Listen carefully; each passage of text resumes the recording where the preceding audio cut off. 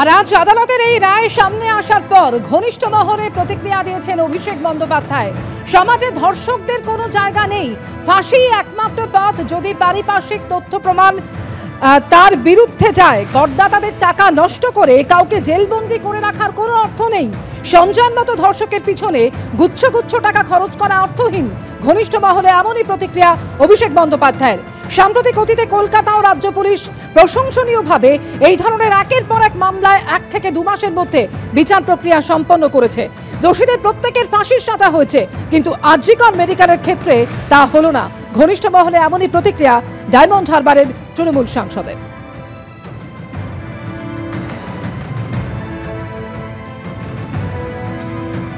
একা সঞ্জয় নয়, বাকি দোষীদেরও ফাঁসি চাই। এই ঘটনার সঙ্গে আর কারা যুক্ত সেটাই গুরুত্বপূর্ণ প্রশ্ন। সঞ্জয়ের মৃত্যুদণ্ড যাবজ্জীবনের চেয়েও অনেক গুরুত্বপূর্ণ প্রশ্ন। সঞ্জয়ের আমৃত্যু কারাদণ্ড নিয়ে প্রশ্ন তুললেন কৌস্তব বাগচি।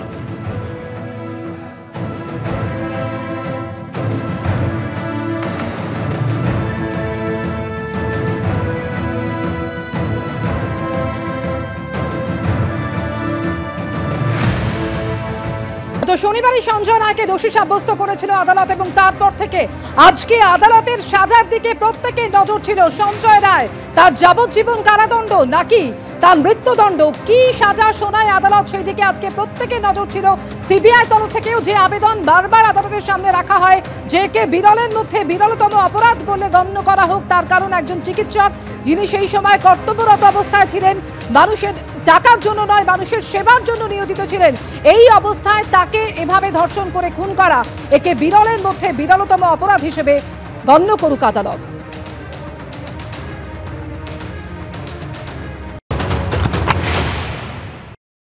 মানুষ করে, আমার ভাইকে সেবা করে, বাবাকে সেবা করে, সেই সমস্ত মায়েদেরকে অসম্মান করার জন্য রেপ এবং মার্ডারের পরে লাইফ ইমপ্রিজনমেন্ট করে দেওয়া, এটা আমাদের কাছে একটা লজ্জার বিষয়।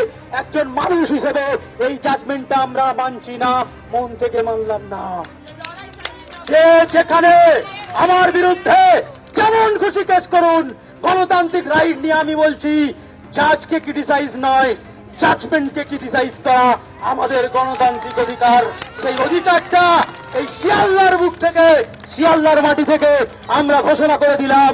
এই যে অভয়াদের বাঁচানোর, অভয়াদের যে সম্মান বাঁচানোর, অভয়াদের যে এই জায়গাটা বাঁচানোর, রেসপেক্ট বাঁচানোর যে যুদ্ধে অভয়ার বোনেরা, অভয়ার ভাইয়েরা, অভয়ার বাবারা, অভয়ার ছোট ছোট বন্ধুরা এই যুদ্ধে নেমেছিল, সেই যুদ্ধটা বিফলে আমরা যেতে দেব না। ছোট ছোট বাচ্চারা যারা উই ওয়ান্ট জাস্টিসের মানে জানে না, কিন্তু উই ওয়ান্ট জাস্টিস তারা বলে উচ্চ কণ্ঠে গলা থেকে স্বর বার করেছিল।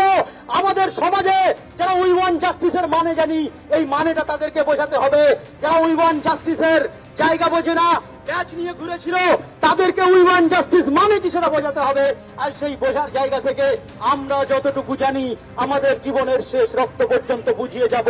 তাতে যত রকমের শক্তি, পুলিশি পাওয়ার, আইনি পাওয়ার, যে কোনো পাওয়ার আমাদের কাছে যদি মাথার উপরে পাহাড় নামিয়ে দেওয়া হয়, আমরা ভয় পাওয়ার কেউ নয়, ভয় পাবো না।